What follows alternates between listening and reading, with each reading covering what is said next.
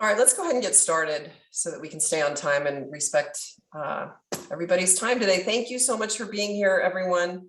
I'm Carrie Coogan, Deputy Director for the Kansas City Public Library, and really happy to have you here. Thanks so much for being a part of this coalition.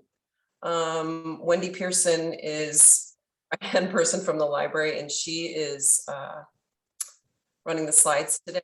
And you can see on the screen our mission and vision for the Kansas City Coalition for Digital Inclusion. We meet every single month, first Friday of the month at 10:30. Many years we were meeting in person. Hopefully we'll be able to get back to that soon. We also have our website.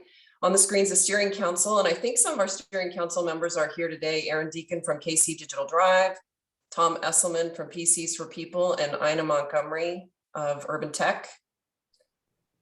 Tom or Ina, are you on the call? Yep. Hi, Carrie. Hi, everybody.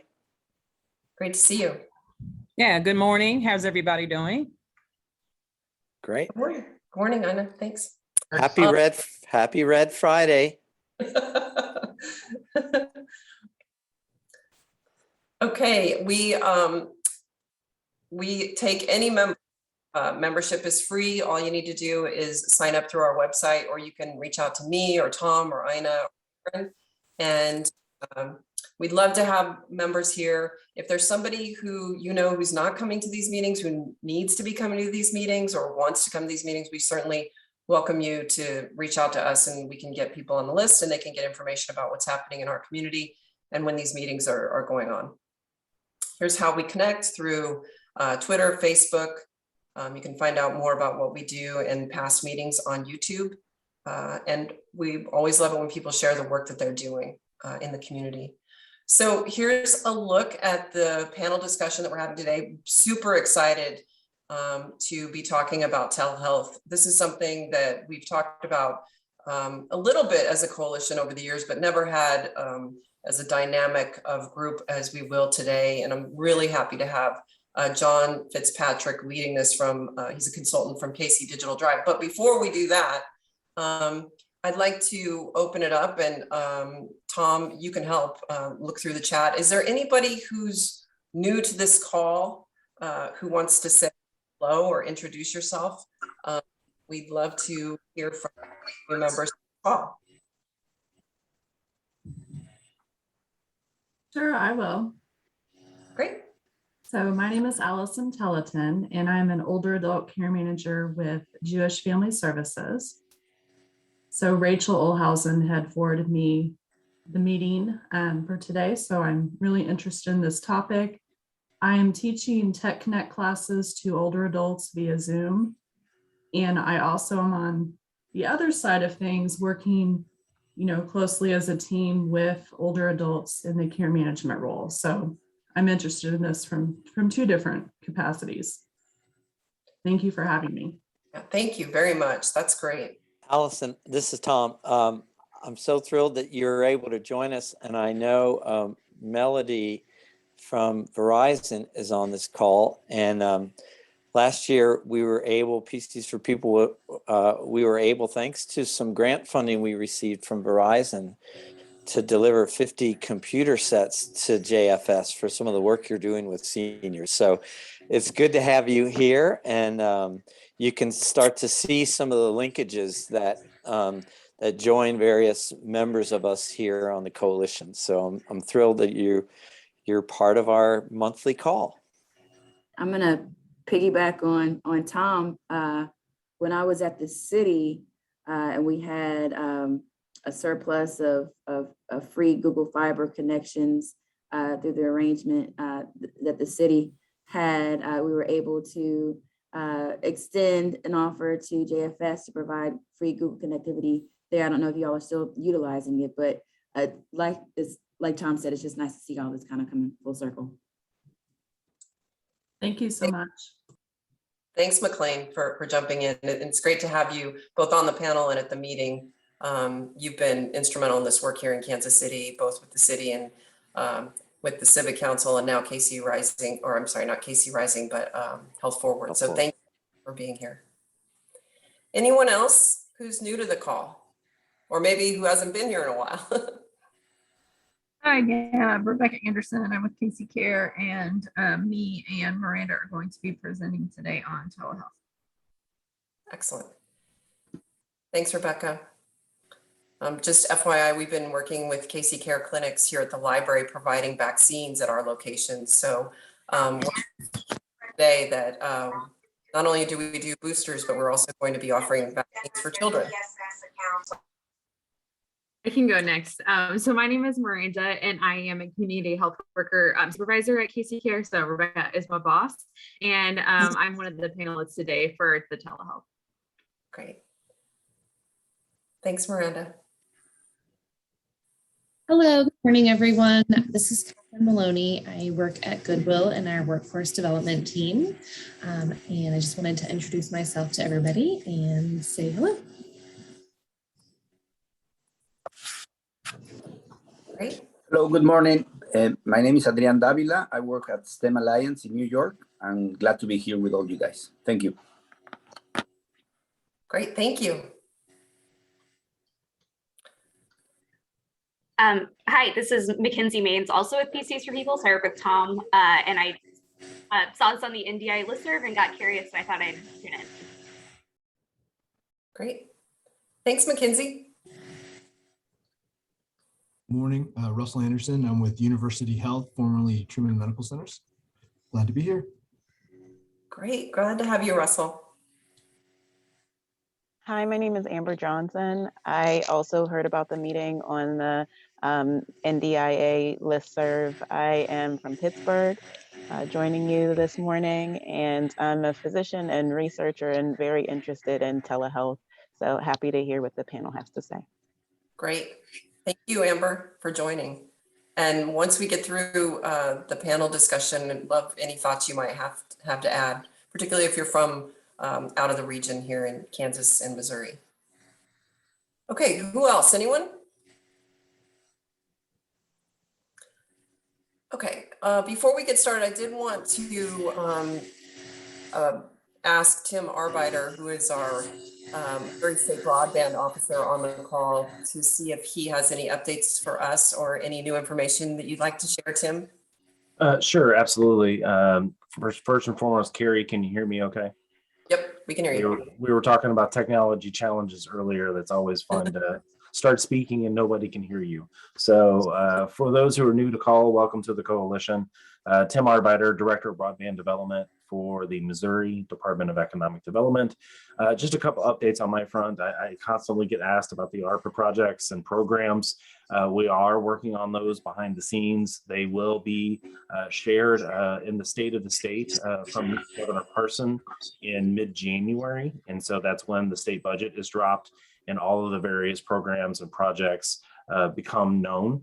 And so that's where we'll be off to the races with the legislature to start the appropriations process, which is gaining the spending authority that we need. Even though it's federal resources, we still need spending authority from the legislature to start forward on the ARPA projects.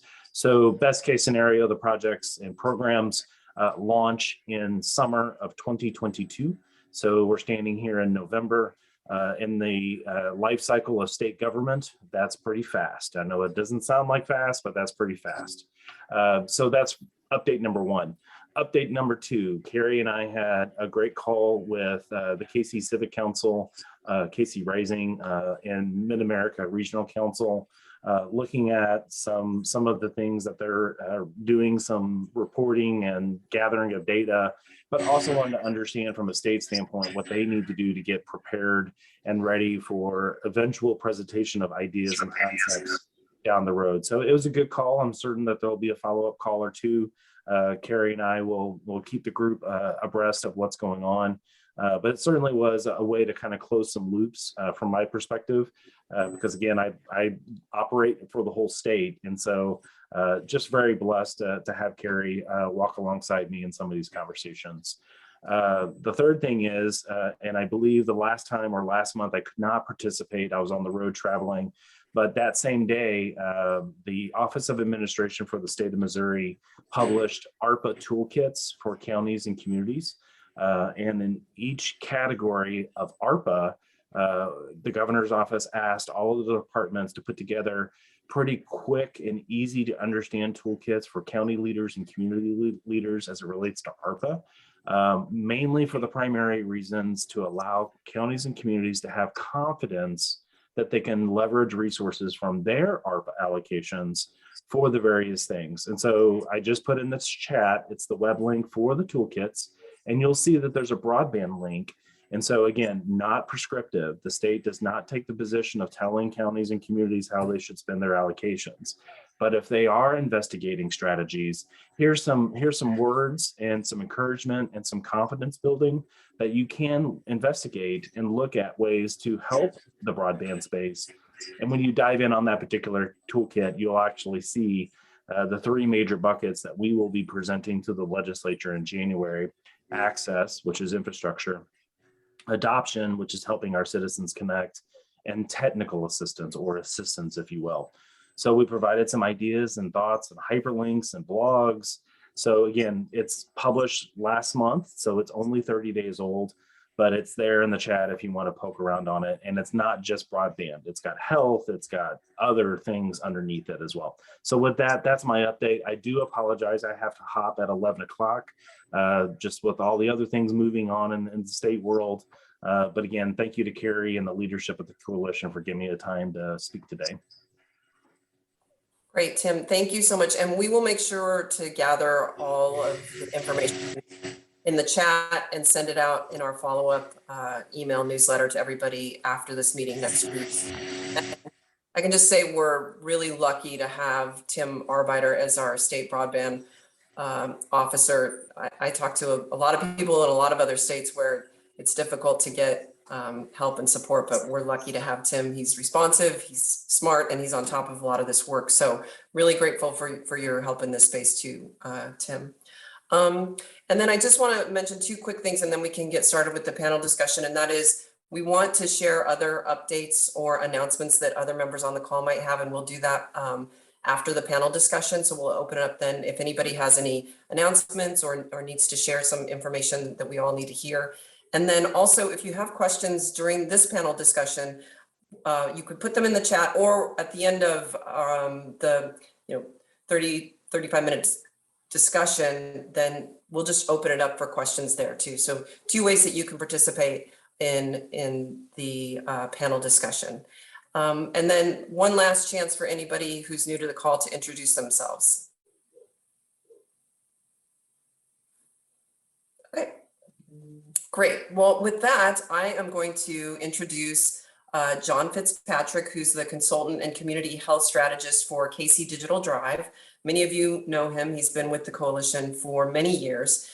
He's also been working in healthcare and examining telehealth programs and services for the past 25 years, and has done a lot of work and research in this area. So we're really thrilled to have him as our moderator for the discussion today. And so I'm going to turn it over to John, and then he's going to introduce our panel. Thanks, John.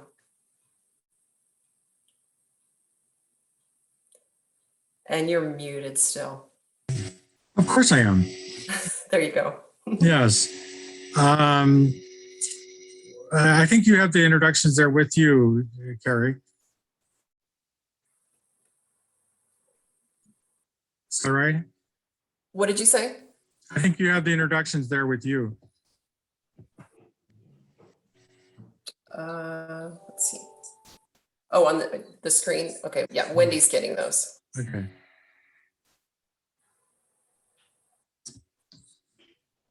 So our presenters today, our panelists today, we've really been honored by the presence of people who have really thought about these kinds of topics and have understood them very well. First, I'd introduce McClain, Bryant, Macklin, who is the Director of Policy and Strategic Initiatives at the Health Forward Foundation. She has both a law degree and an MBA, and has served in public policy at the city and regional level previous to her role at the Health Forward Foundation. Craig Settles is an industry analyst and workshop presenter, author, and host of Gigabit Nation radio talk show. He's the president of CJ Speaks, So you can reach information about Craig at cjspeaks.com. Unfortunately, Steve Kropp from the Telehealth Department at University of Kansas Health System wasn't able to join us today, but I do have some information from the health system that I'll be able to share as we go along. Their work has been very valuable recently.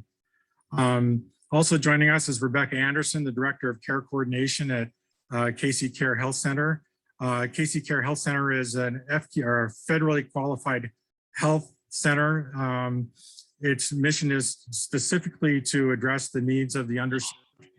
And joining Rebecca is her associate, Miranda Coffey, who is a supervisor of community health workers at Community Care Health Center. And both Rebecca and Miranda have been involved in the direct implementation of telehealth in their particular environments. So we welcome all these panelists and look forward to kicking off. And with that, I will go ahead and kick off. I think I would direct our questions to the end, if you don't mind. You can put them into the chat as we go along, if that's helpful. And Wendy Pearson will help me deal with those when we get to the end of the panel discussion. But for the moment, if you wouldn't mind just holding the questions till the end of the panel, then we'll get to whatever we can get to. And we look forward to hearing from everybody in the audience. So to start, let's maybe start with Craig. And Craig, maybe you could help us frame the discussion a little bit. During the pandemic, the word telehealth became really closely associated with video consultations between people and their doctors. And this, in my mind, represented a huge leap forward for telehealth. But I was wondering, is video consultation a sufficient definition, or is there more out there in terms of defining telehealth? Well, the way that I define telehealth is we're using the internet and intranets to facilitate a whole range of health-related activity to produce health-related outcomes. So we can talk about doing diagnosis, observing, administering, monitoring, recording various activities, but it's all about helping people become well, either in mind or in body or both. I would break the three categories of telehealth. You have right here, right now, real-time telehealth.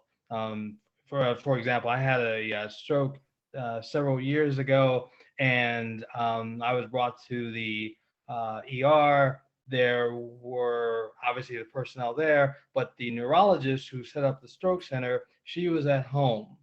And so all of these folks coalesced at one time to treat the sick, what I had, make sure what they were looking at was a stroke and so forth. But you have, libraries that are looking at facilitating telehealth. We are doing it in barbershop. Basically, any opportunity to have a real-time connection with someone on the healthcare side. The second area or category are the folks I call, the programs I call store and forward. So if I have tests that are coming in and I need to access this online, but I don't have a computer, I might go to a library and can connect and get my stats that were created, that day or earlier in the week or whatever. But store and forward is a large part of where telehealth started. We basically got information in one place and it was accessed by other people at other times and other places. And then the third category I refer to is what I call passive telehealth, where we create information, interactive content, and so forth to facilitate the people getting well. So if I go to a library, I go to a community center and say I need this information about high blood pressure or diabetes and what have you, there are various ways in which I can access that is stored, that data is stored somewhere. So those are your three categories. And like I said, it looks at everything related to healthcare and healthcare providing services and so forth. Now, when you say store and forward, that another phrase for that we often hear in the press is asynchronous. Does that fit that definition as well? That it's where someone is responding, for instance, to an application and putting their data into the application such that it becomes available for their provider or their health coach to look at some time in the future. Is that part of the store and forward picture? Exactly. Okay. And there are just various ways in which you can enable that. But the bottom line is that you're getting information that is placed somewhere, and then people can get to that information, various ways in which they can get online. Right. Yeah, that seems very akin to your idea of using, say, libraries as a point of contact, is that people could do their work online in the library and it could become available then later on for someone to use. Exactly, definitely. Okay. Quick question, would you consider a text message to be telehealth? At its very basic, yes. Yes. Yeah, I mean, it's really, it is the electronic transfer of data of one sort or another related to health and healthcare. And so when you look at it from that perspective, then all of these variants and all these ideas that are yet to be developed, all that can be put into that that category of telehealth. And I just try to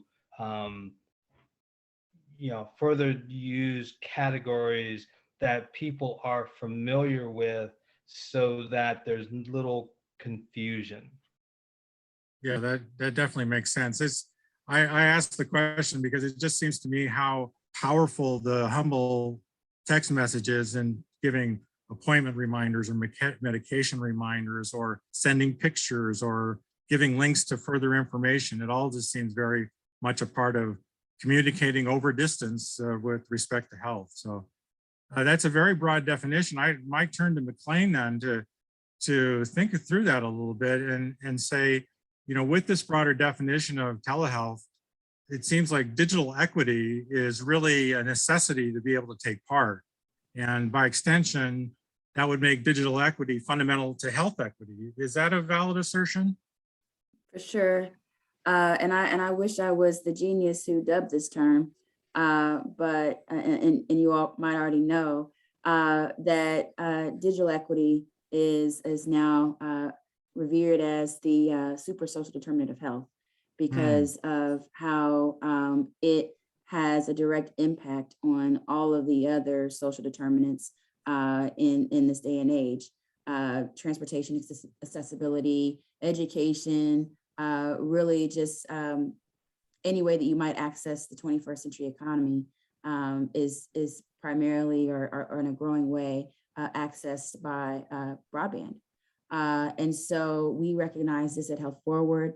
And because of this, we have prioritized digital equity amongst our legislative priorities and have been advocating for broadband infrastructure in Kansas and Missouri and on the local level because of this. That's great. Do you see the foundation's view as being something of a catalyst? It seems like funding has been one of the biggest challenges for telehealth to date, that things took off in the pandemic because there was a change in how engagements were reimbursed and the distance over which they could be made between states, even if the practitioner wasn't licensed in that state and so on. And so that people were getting more reimbursements for being able to deliver that kind of care. But it strikes me that we'll need to find ways to show other engagements that become meaningful that may need some sort of catalyst to demonstrate their values. Does the foundation see itself in that role?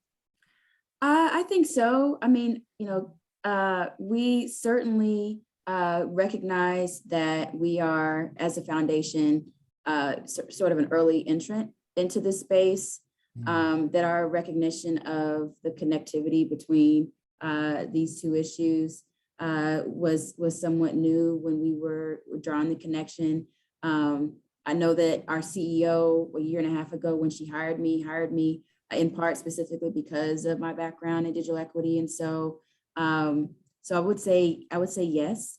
The money that we have invested in digital equity to date, I would like to say it's just the beginning, and we're starting, in small incremental steps because, like you said, given the newness, or at least the new recognition of this issue, the issue itself isn't new.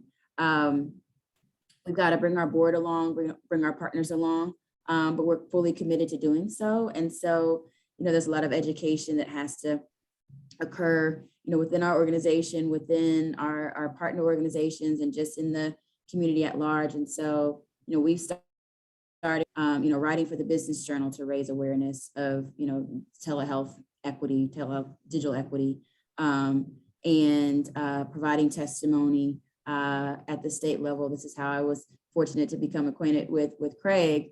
We recently provided testimony before the Missouri House's Special Interim Committee on Broadband. And I spoke about just the ties between digital equity and telehealth, and how if you don't have a connection at a requisite speed, that you can't avail yourself of the conveniences of telehealth. And these folks that we're talking about that are most apt to benefit from telehealth in our rural and urban communities are also those that are burdened by the hidden costs of healthcare, transportation, childcare costs, and what have you, that someone could avoid if they were able to access health from home, rather than dropping their kid off at a daycare facility in order to go into a doctor's office, as an example. So we are very humble in the fact that we are still on a learning journey ourselves, but that there's an immediate need that needs to be met. And so trying to find ways to work, with community and philanthropy and the government on solutions today. That's great. Thanks so much.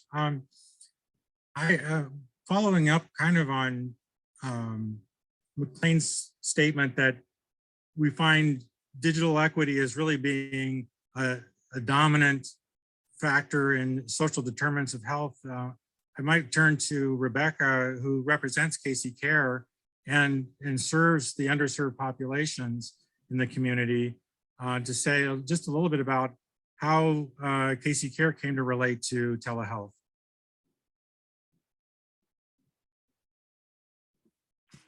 Sure, sorry about that. Yeah, so you want me to just talk a little bit about our experience using telehealth at the clinic? Absolutely. What did you, I'm assuming you kind of got slammed, as did everybody else, when the pandemic started, and kind of what's that meant to you, and where do you see things going?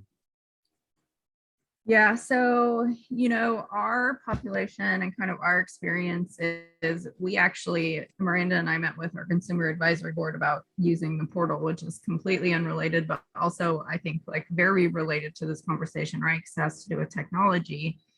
Yeah. And we just have a lot of patients who, even when we're talking about using the portal, they're like, I don't want to like get online. Like, I don't want to be like doing extra things like on the computer. Like, that's not my wheelhouse.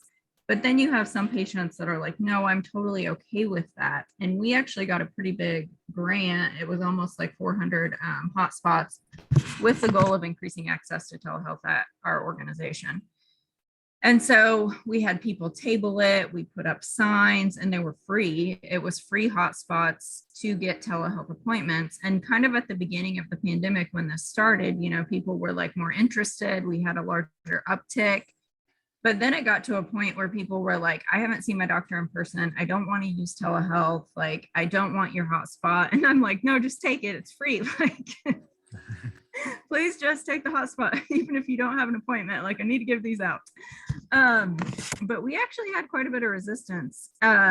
Surprisingly, you know, like for our providers, because we had done no telehealth prior to this, like, you know, some other healthcare facilities, like, and national companies, like that was more of their wheelhouse. They were used to seeing patients and then kind of converting them to telehealth. We were not doing any of that. So for a lot of our providers, that was a really big learning curve.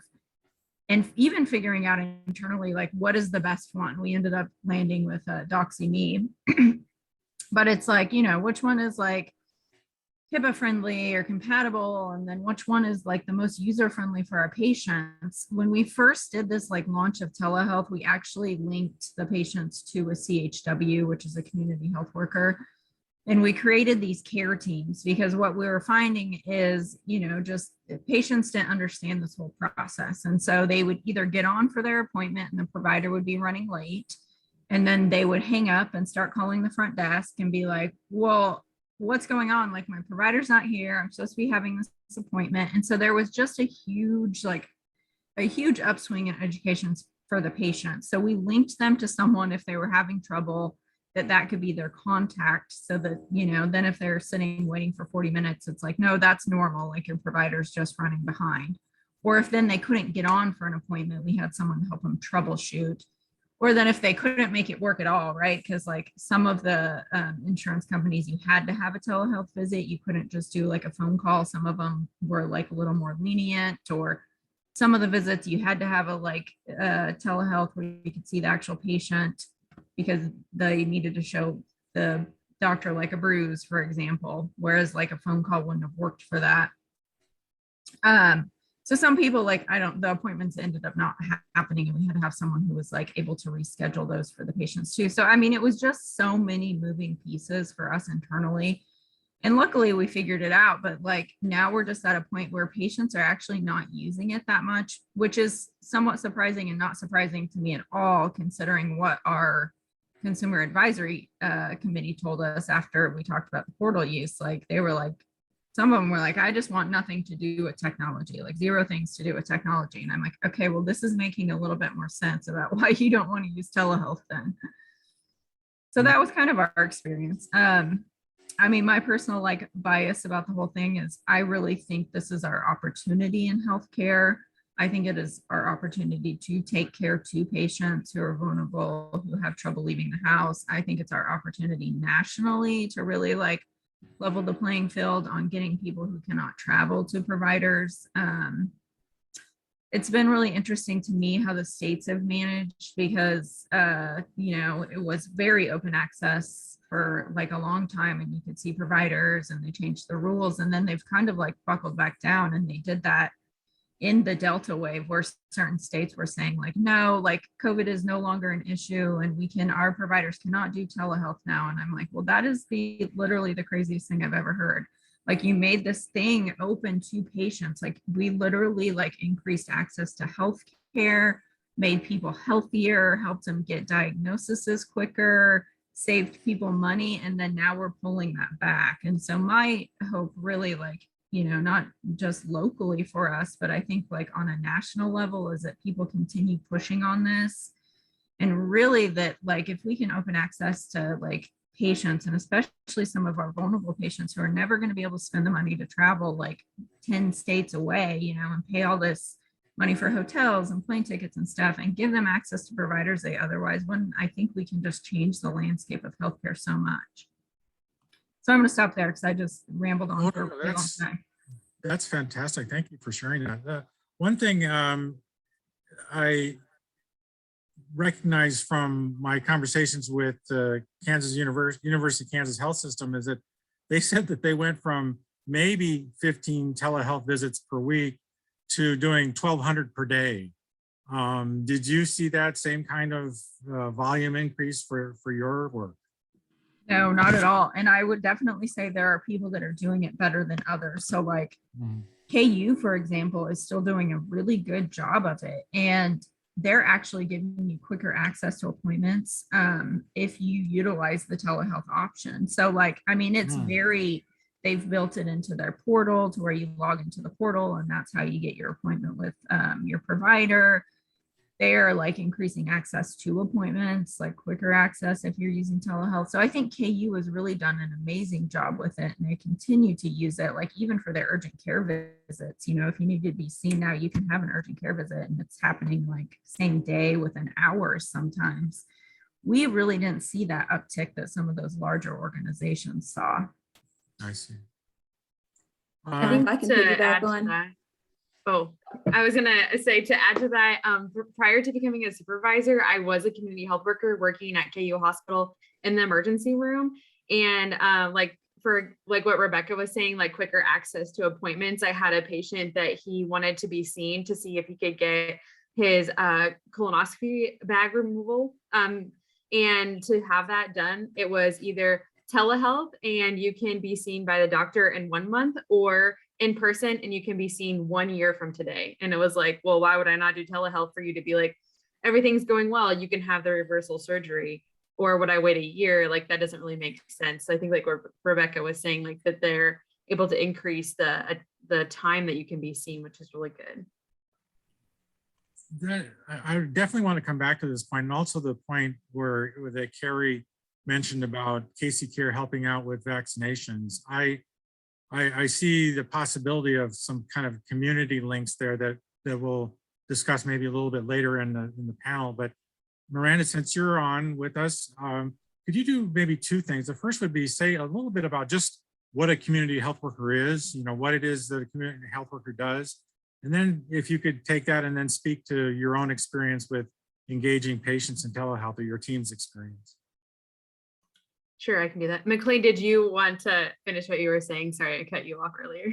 Yeah. I was just wanting to piggyback on both of your comments. There's a ton of advocacy, particularly on the federal level, about continuing the waivers and flexibilities around telehealth that have been provided during the pandemic. And we're even seeing providers participating in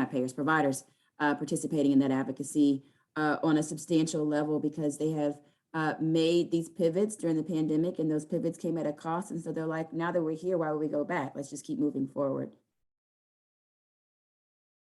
Yeah, that's great. That's good to know. Go ahead, Miranda. If you could again say a little bit about what a CHW or a community health worker is, and your team is kind of related to telehealth. And you, as Rebecca said, you became responsible for making the link for people. Right. So community health workers are really that kind of liaison, or that person in between once, you know, the patient leaves the hospital, that connection point between the hospital and the patient. So the community health workers, they're usually, you know, trusted members of the community. They come from the communities that they're serving. They're able to build that rapport with the patients, because they're, you know, able to have that constant communication. We can meet them in the community. We meet them right where they're at. If they want us to go to doctor's appointments with them, we can do that. If they need something, even if it is outside of, you know, medical, maybe they're needing assistance with their rent, we can go with them to the organization to help them, you know, get that resource. So really it's just that connection point, and it's bridging the gaps between advocating medically as well as helping them address those social determinants of health, and navigating the healthcare system. As we all know, it's like kind of pretty confusing. And sometimes it's like, if we don't know what we're doing, it can be really easy to be like, you know, this isn't for me. I don't deserve this. Like, this is too hard. Every time I try, I get shot down, and you know, kind of having that mentality versus like, if you have a community health worker that comes alongside, which I was a community health worker for 2 years prior to becoming a supervisor. Even if I didn't know what I was doing, we did it together, and that was helpful for the patient. So it's like, okay, let's make this phone call together. And then it's like teaching them throughout the process of like, okay, so this is kind of the first time that we make these calls. This is kind of the wording that we're going to use. This is how we talk to providers or community resources. The second time, you know, if the patient is feeling comfortable that we're making these phone calls, maybe they'll take the lead, and then I'll just jump in if they forget to mention something. And then like finally trying to get them to a point that like, okay, this time, like you should call the provider, or like you should call that community resource, and we want to make you self-sufficient, and then let me know how it goes. If it doesn't go well, we'll call together again, no problem. But like helping them to be successful in those ways. And so my experience as a community health worker with helping patients with telehealth is it's different in a few ways where, Rebecca was talking to about some of the stuff at Casey Care. But my role as a community health worker was my grant is managed through Casey Care, but I actually worked at KU Hospital. And so helping those patients with, like we were saying, setting up those portals, you have to access telehealth through the portal. And so a lot of patients are like, I don't have a smartphone. I don't know how to download the apps. Or maybe they just put their hands up from the beginning and they just say, it's technology, it's too confusing. And so as a community health worker, able to go with them and be like, okay, so let's meet, usually it's in their homes, let's meet at your house. Let me show you, even if it is just a handout of this is how the patient portal works. Let me hand you the handout. Let's go through, let's download it on your phone. Let's open it. Let's practice that you're going to get into one of your like sessions, or maybe it's your first telehealth visit. I'll be there in the background and I'll make sure that we get it all set up beforehand. Another thing that was like kind of tricky for patients was, is it a telehealth visit or is it an in-person visit?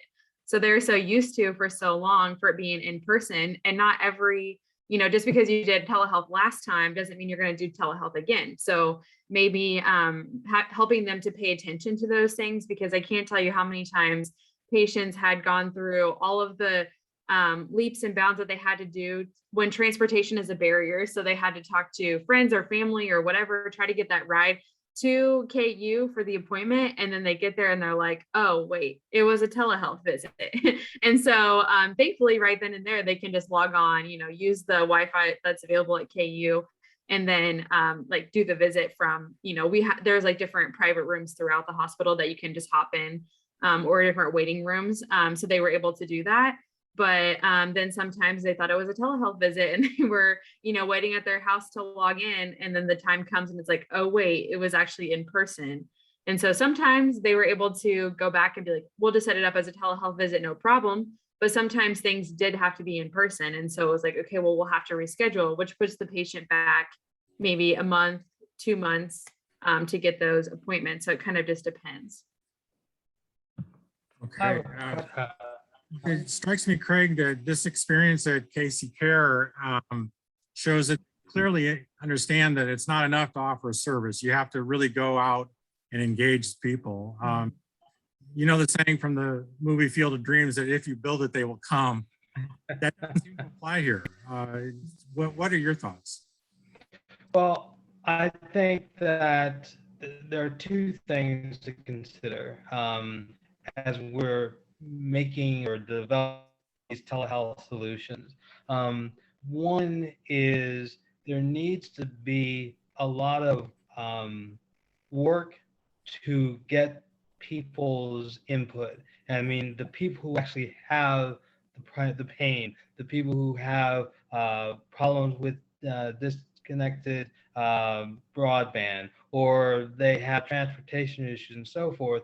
But in the beginning of every telehealth mission, there should be some extensive reaching out to the communities to talk to the people who actually have, the pain points. For example, when I was in the stroke ward, there were several people who were business owners, right? And business owners have a lot of different needs as part of their recovery so they can get back to their business. But to understand what they need, you actually have to talk to business people that have had a stroke, or they know someone has had a stroke, and then you start to craft your what your solution is going to be. The second part, though, is I think that there should be a pilot of some sort where you can test different software programs. You can test different programs, methodology, and so forth. But one of the things that Philadelphia back in the day, when they were thinking about doing wireless, they created 5 different sites within the city with different vendors on each project. And then different people from the communities and different community organizations were on each pilot, right? That kind of an exercise may cost a little bit on the front end, but it helps you determine what's going to be the resistance points or what things are going to move people to say, oh, I want to do this today. So what people are talking about now is good. They're people are experimenting, they're moving forward, they're trying stuff, and if it doesn't work, well, we go forward in a different direction. But the one thing I've heard several people talk about was the resistance in the beginning of these different programs. So the needs assessment of your people with the pain is crucial, and then the pilot is also crucial, as again, before you step out and roll a project out citywide or community-wide or what have you. But that's my thought, and I would back that up with what I've learned from all the broadband projects and people I've interviewed. This research, this outreach on the front end is where you gotta put some time. Well, it seems that one of the challenges that we have is that we're still very much in the advocacy phase of trying to get broadband to reach really every resident, and even people who are without residence. We were trying to find ways to make that happen. One of the thoughts that you briefly touched on was the use of libraries or other kinds of community spaces as a potential point of presence to the community, of actually being in community, and stressing kind of what Rebecca and Miranda said about going to where the people actually are. Do you want to say further about that? In the guide for libraries and telehealth that I wrote, I talked to a number of folks, including the library folks in Salt Lake City and Salt Lake County. And one of the things they did early on was to look at where are the people gathering and where can we make a difference. So, for example, one of the grocery stores that has a Hispanic population, where they provide services and products from different South American and Central American countries, they found that to be a valid place to bring information about library services related to healthcare. And so it's a quiet, well, no, maybe not quiet, but it is a central place that people are comfortable with, and they're okay with getting that information, right? That's a way to, design a telehealth project that goes where the people are. And so when you look at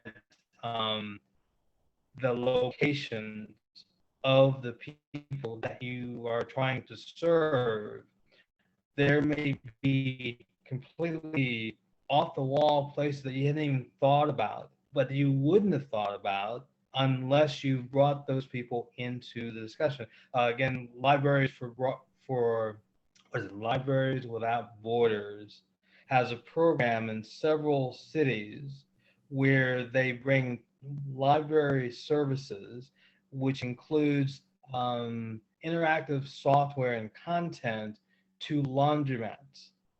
And for certain groups that are part of the target audience, the laundromat on a Saturday is where everybody is, right?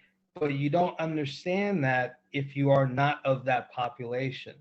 So when we're talking about all of these ideas and so forth, it's got to be brought from the perspective of where the people are, and where people are, it may be, where the policy wonks in DC will never think about, right? Using libraries, using barbershops and hair salons, using grocery stores for targeting Hispanic and Asian populations, right?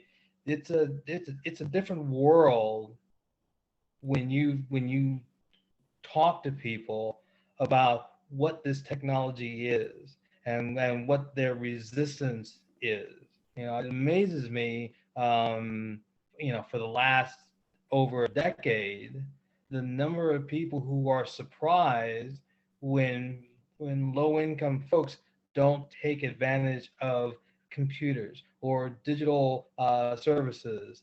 And they're like, well, we're giving it to you for free, right? One is very condescending, but also you're not working from their perspective, right? People from third world countries are very reluctant to give medical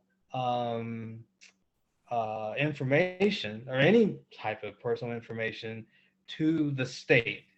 And if you are a representative of the state, whether it is locally or not, that there's a bias. Now you get around that by having ministers and barbershops and these various unofficial leaders of the community to go and say those ideas that are coming from City Hall or the State House or whatever, we've looked at those, as leaders, as people who are, are like you, and we found this to be okay, and we found it to be effective, and we find it to be affordable, right? And that level of involvement by the unofficial leaders in the community can go a long way, because telehealth, we in the industry, we are, they're sophisticated and we believe in technology. This is the greatest thing in the world. But for the average person, and especially, marginalized groups, minority groups and so forth, they don't have what we have. They have a different experience. And you got to work with that. It strikes me that you're really arguing for establishing points of presence and in community where people actually are. And it strikes me that needs some level of facilitation. And I think what Miranda described as the role of a community health worker, they seem ideally positioned to be the facilitators in the field and located literally out at those points of presence.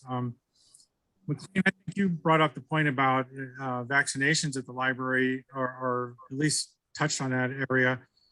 Does this idea of maybe taking that library as a point of presence, or the grocery store as a point of presence, and having a community health worker or some like person facilitating things like how to log into your patient portal, how to apply for unemployment, how to get housing, those kinds of things that a community health worker would do and can do online, literally from that point of presence.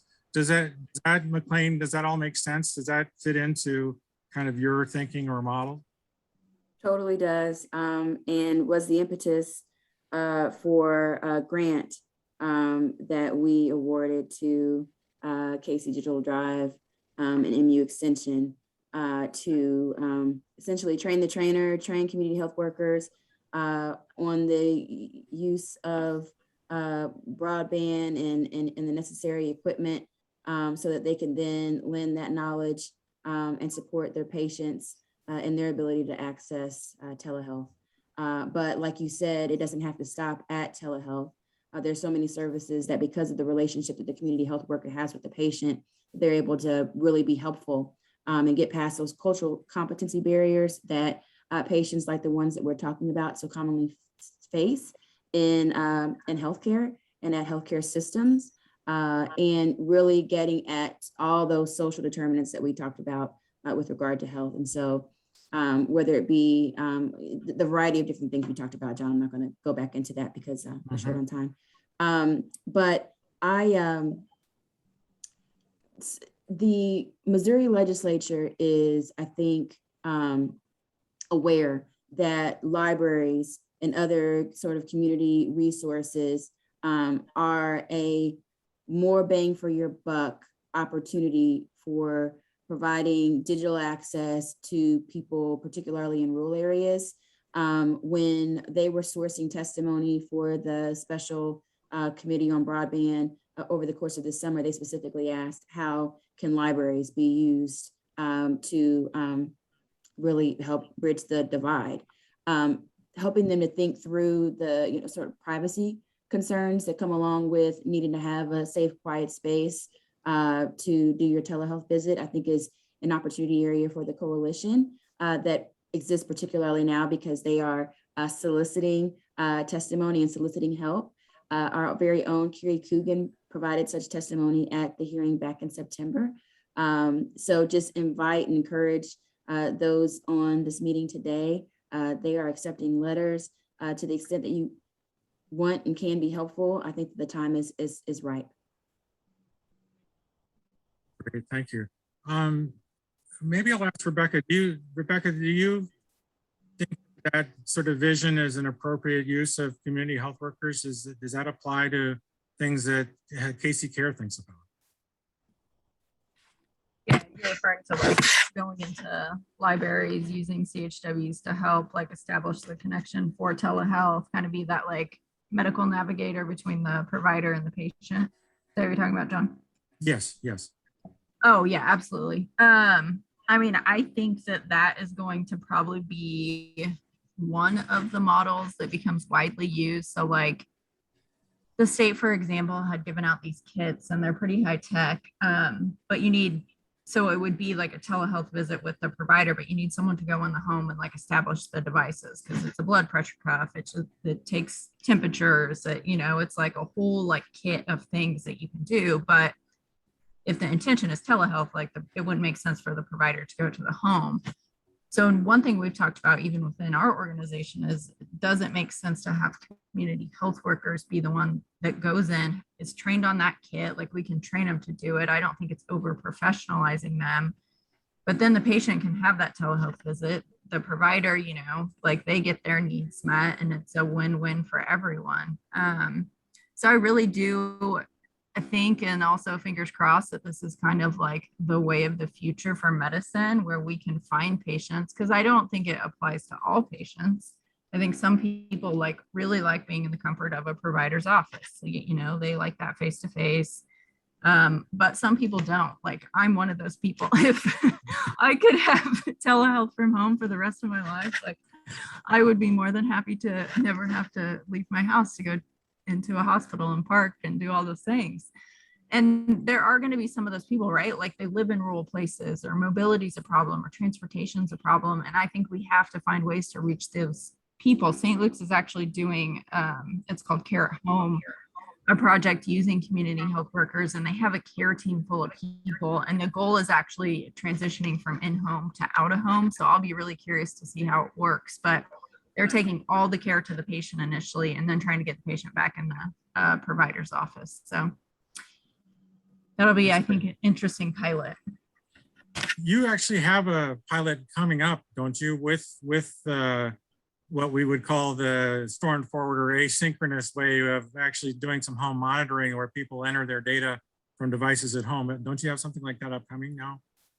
Yeah, I mean, St. Luke's, I think that's going to be part of like their model of working with these patients, because they're finding they're patients who by cost, ER visit, not going into the primary care for a certain period of time are considered high risk. And so they're going to take like all the monitoring and all of that to the patient in the home. Oh, that's great. That's great to hear. I think with that, we probably ought to turn for questions to the audience. There's I could talk about this all day with these panelists. It's just been wonderful. I want to let some others have some chance too. You can raise your hand or put some, I think we have a number of things in the chat, maybe. Sure, we did, I think all of the questions have been addressed.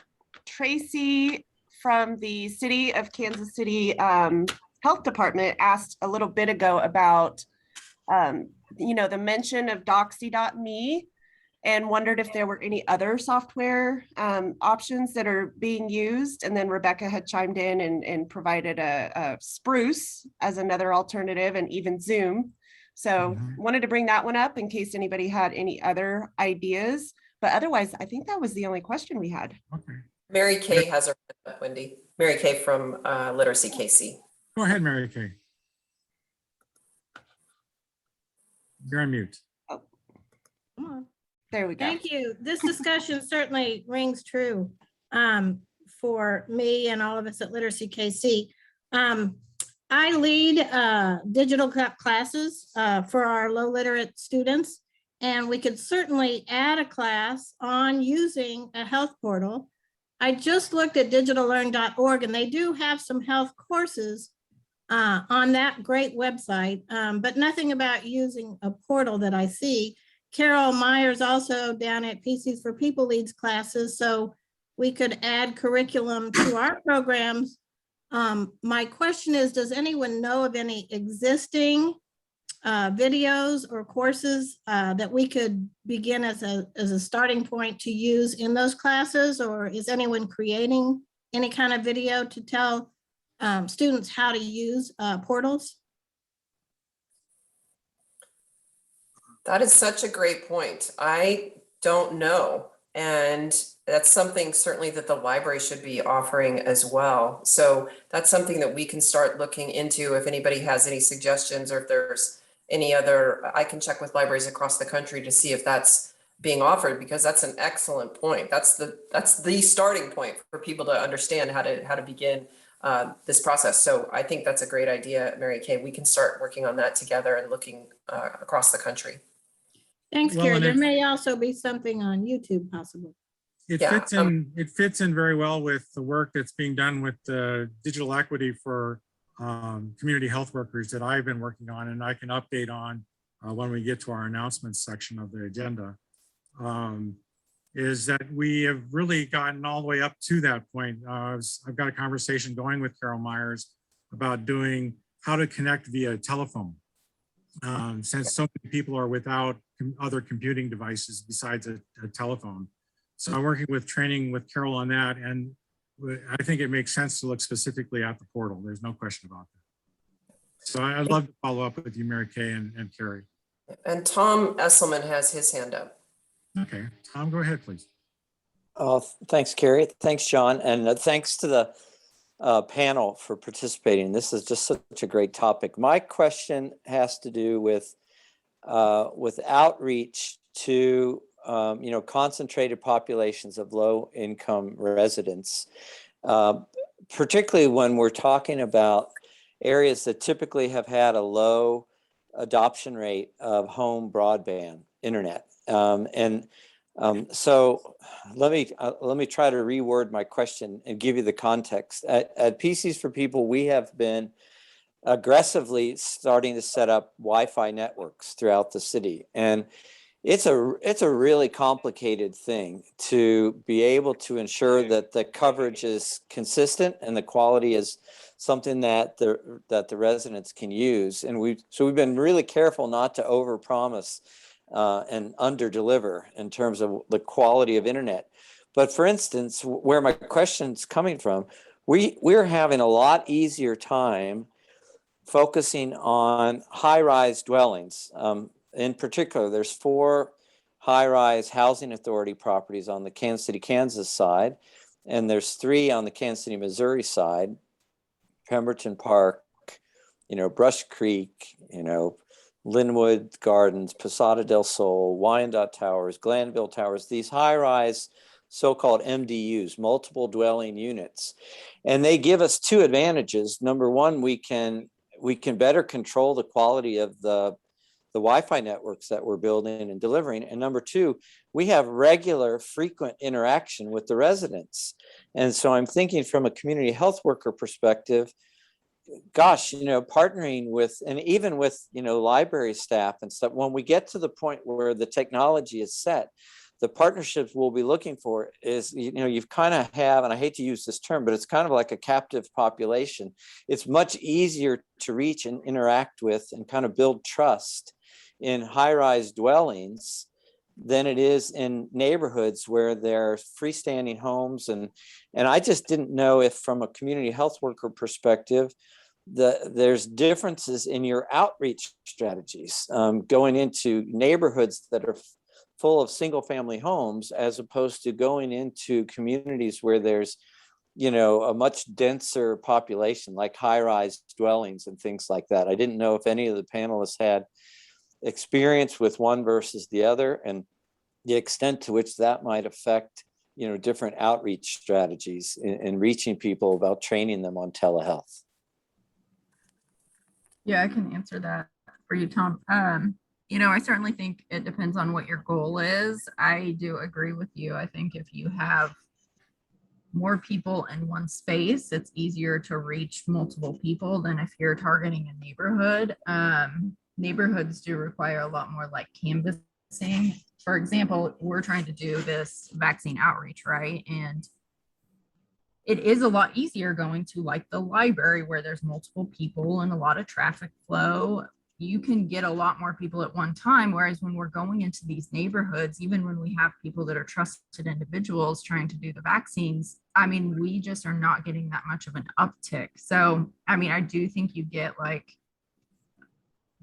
a better bang for your buck. That's not the best description, but you know what I mean? I think you're able to serve more people and make a better impact in some of those like apartment, larger, I can't remember what you call them, but MDUs, yeah, multiple dwelling units. Well, and honestly, even I was thinking, Craig, settles about your comment about barbershops and local community places, grocery stores and things. The outreach opportunity is good, but what we're finding is like the low hanging fruit for getting word out to the communities is if you can go into high concentration of residents where the proof points are there, where you can actually show that people have connectivity and get devices in their hands, and they can just live out the experience, then the word of mouth to the surrounding neighborhoods where there are more freestanding dwellings is a lot easier than if we just try to go into neighborhoods by themselves, and it's really, really difficult because you have to have those, like you said, you have to have those efforts populated by volunteers and staff members who literally live in those neighborhoods, and who understand the way communication works and the way trust is built and things like that. So we're experiencing that now, and it's all good, but it just makes for a very slow build. And it makes an imperative that we can't overpromise what people are going to get, and because we run the risk of everybody thinking they can get it right away. But boy, it really is hard when you have to work across broad-reaching neighborhoods compared to in those kind of more densely populated kind of dwelling units. Yeah. One of the things that Chattanooga does, or at least their library has done, is every couple of months do some sort of neighborhood fair, so maybe a health fair. And the idea is to reach those people you're talking about that are hard to get to by having a series of maybe booths and games, and turn it into a party, because everybody likes a party. And so turn the recruitment effort into a series of both education and partying. And don't have the cops come in because you party too much, but seriously, you really should look at that as a way to get people engaged, to let people try the different products and so forth. One of the things that comes to mind when we're talking about this issue of, marketing, getting people to use or try new stuff. One of the things I can look at Tucson, Arizona, where they set up a network that covers 5,000 people, but they didn't bring in the unofficial leaders. They used advertising, and yeah, it was a good idea, but it wasn't reaching the folks, right? So only 1,000 people used or got the technology. I think that you're not selling technology, right?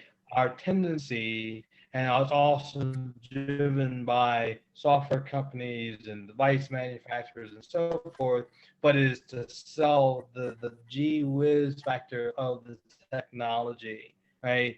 What people care about is their kids, and are they healthy, and are they receiving the type of health care that they need.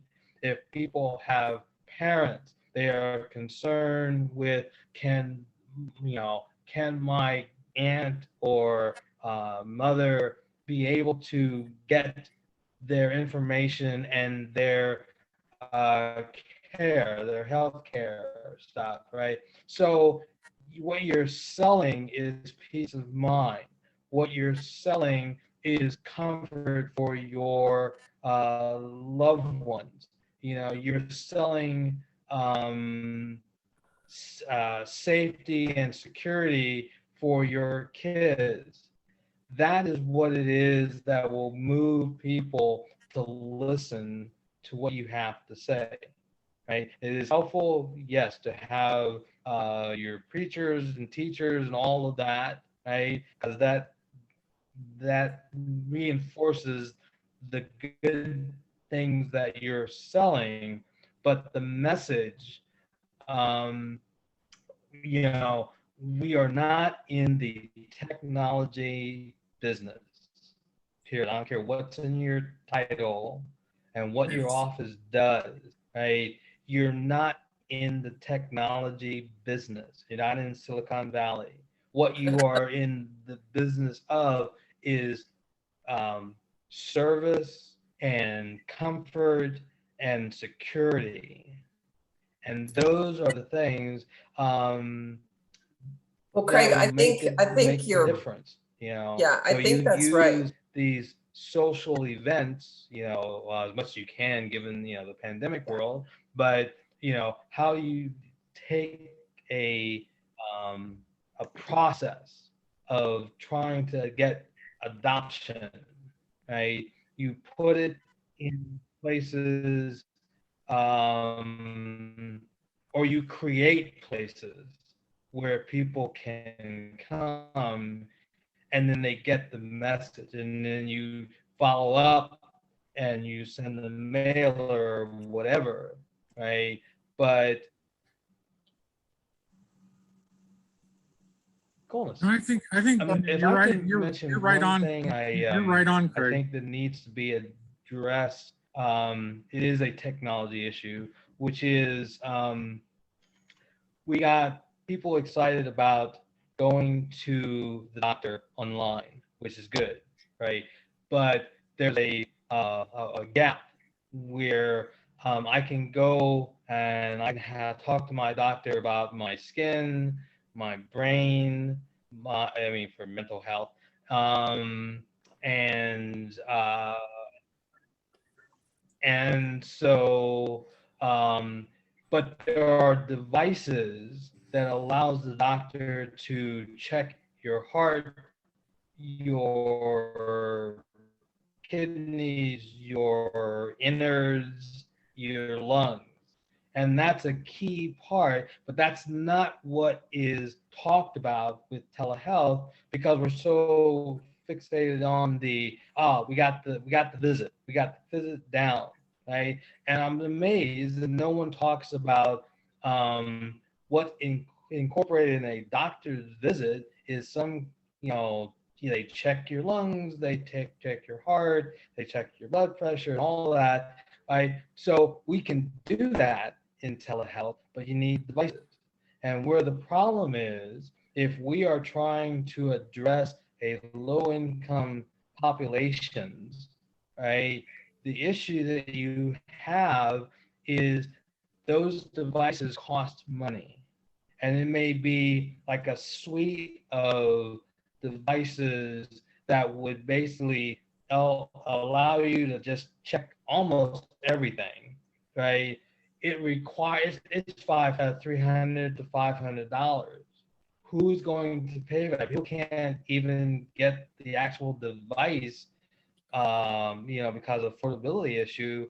Where are we going to address this? Because right now it's not a big thing, because people are just still never, like I said, with the doctor visit, I can actually do this for a simple thing. Greg, right? Greg, jump in. When you want to really talk about healthcare and what you can do at home, with your kids and your parents and aunts and all of that, right? You need those devices. The library can have some of those devices, but you can't. But because of hygienics, you don't want to have everybody using some of those devices. But if you want to experience the full-on range of telehealth, you have to have those devices, and somebody has to pay for that. Yeah, I think Sure, no, go ahead, Craig. I think the challenge is going to be a little bit related to how the financing. Because I can't hear anything. Yeah, Craig, I think you're breaking up a little bit. Houston, we have a problem. Losing your connection. Well, there you go. There's technology again. I don't know what happened. We do need to allow for some of the other members on the call to make some announcements and updates. But Craig, thanks for your points. I'm glad you've been able to join us. And I know Amber and others, there have been some really great participants from around the country. And I want to make sure any of you guys have a chance to jump in, not only with questions, but updates and announcements to share too. And John, sorry, I didn't mean to cut off, but I know we make a commitment to our members to allow them to use this forum to share any information. So just cutting in and making sure, John, we can wrap up on questions and give anyone else on the call an opportunity to jump in.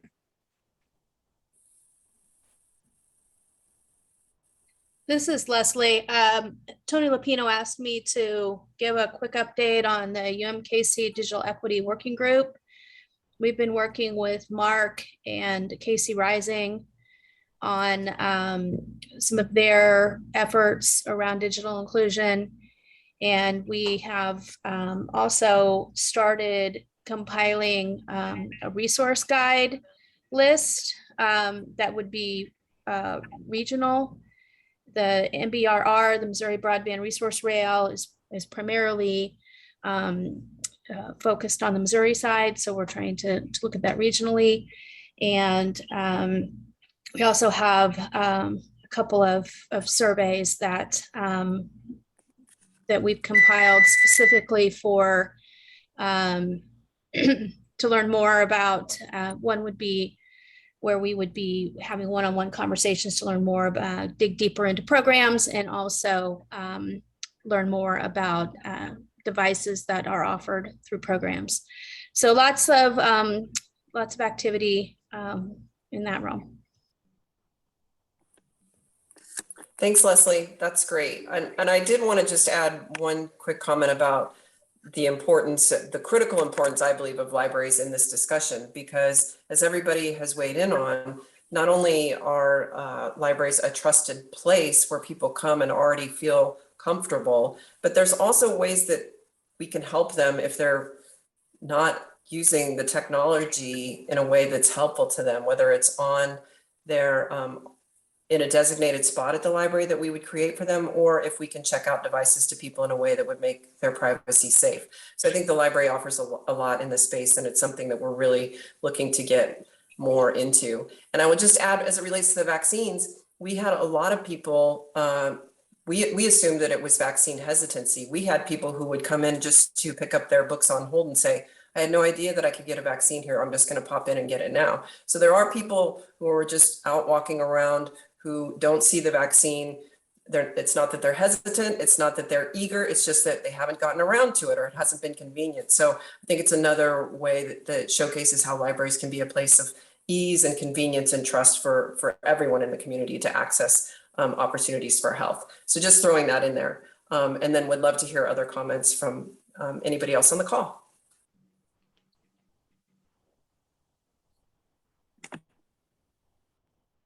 This is John. I should go ahead and speak to another topic that's related to today's topic, and that is, as several people have referenced, including McClain, we have received at KC Digital Drive, along with Missouri Extension and Umkc, a grant to look at digital inclusion of community health workers. And so we have looked at how we not only relate to the community health workers, but also how the community health workers would relate to their clients.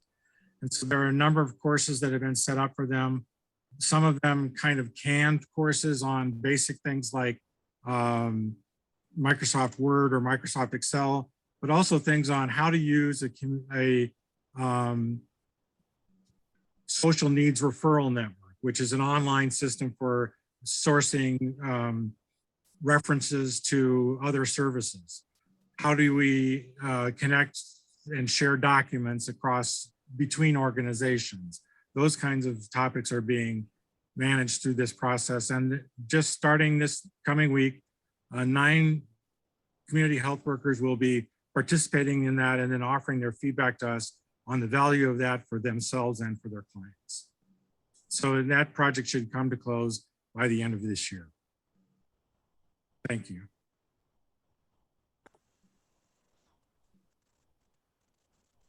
Any other announcements or things that people want to update the coalition on?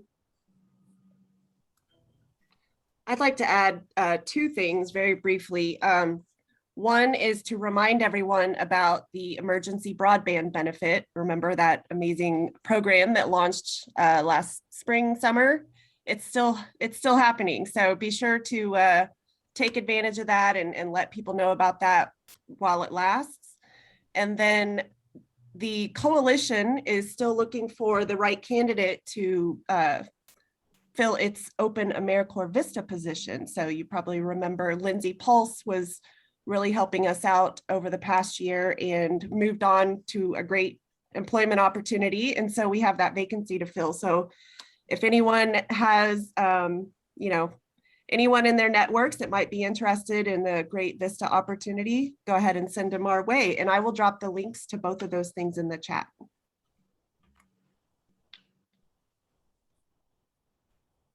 Okay. Anything else from anyone that they'd like to share about their organization, program, services? I just had a question.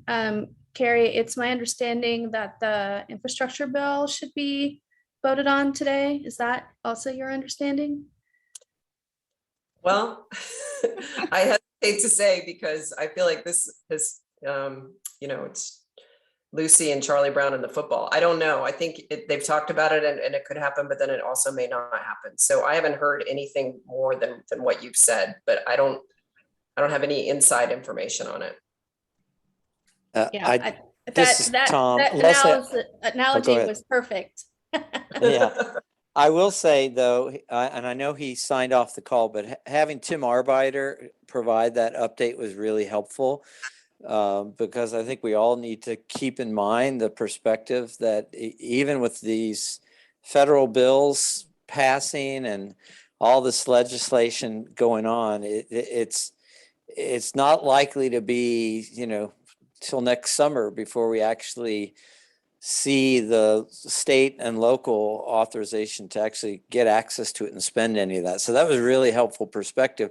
But again, like having McClain Bryant on, and I don't know how many of you have seen like the national announcements of other funding organizations beyond, healthcare type foundations. I know the IMLS, the Institute for Museum and Library Sciences, recently announced a grant award to a library system in New York that's partnering with local community partners on providing, affordable internet. And I know if it doesn't come out in the news today, you'll probably see something about local efforts going on with William Wells and A-Steam Village and UMKC, and doing some work to train students to help start to learn how to build Wi-Fi networks.